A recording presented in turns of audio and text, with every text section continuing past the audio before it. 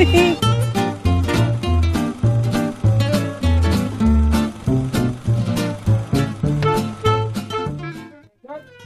niyo po ang mga sa salamat sa pagkain sa kasaluhan. Bigyan niyo po kami ng magandang panahon, din sa saya, ligtas at enjoyable na araw.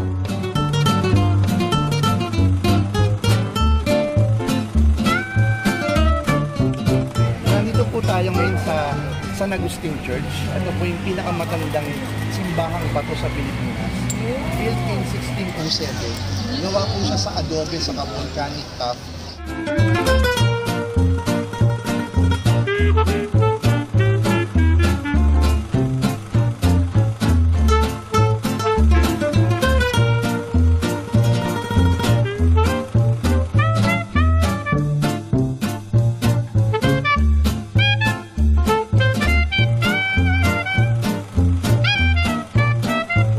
Mga turista, oh.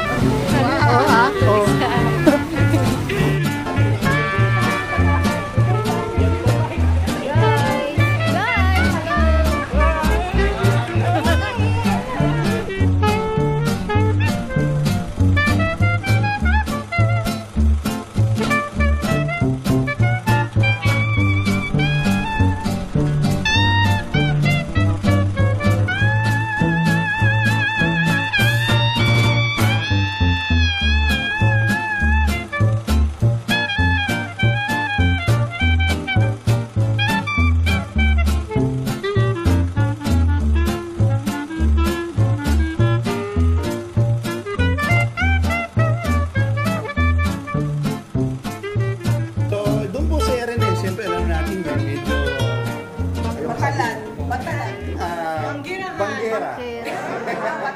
Ayaw ko sabihin eh. Kasi medyo bata na tayo. Yan, banggera. Okay, so dyan nila pinapatuloy yung mga plato nila. Pag natuyo na po, doon nila ilalagay. Panggalan. Wow! From America. So, order sila ang Spain. Layo sa Amerika ng mga 30 to 50 blocks.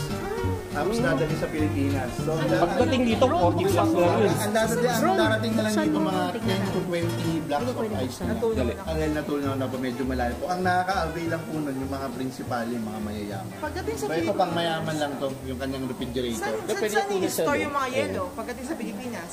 Sa mga storage sa po ma'am, sa mga... Meron naman po. Pero ang nakaka-avail lang talaga, mga mayayaman. Ano yung loob yan, sir? Bakal? Okay, okay na? Kaya na.